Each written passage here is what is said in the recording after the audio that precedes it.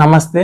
ఈ రోజు మనము నడుము నొప్పిలో ఐదర్ కిడ్నీ నొప్పియా, అది వెన్నపూస నొప్పి అని మనము ఎట్లా డిఫరెన్షియేట్ చేసుకుంటాము దాని గురించి తెలుసుకుందాం ఈరోజు.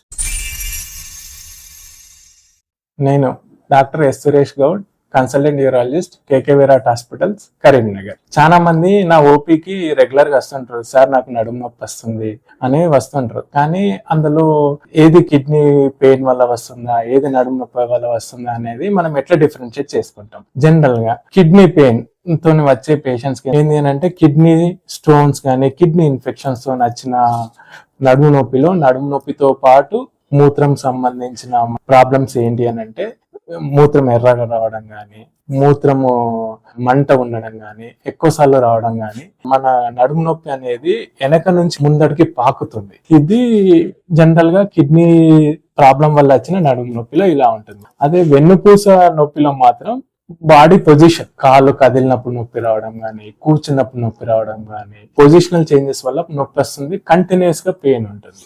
సో ఇది డిఫరెన్షియేట్ చేయగలం.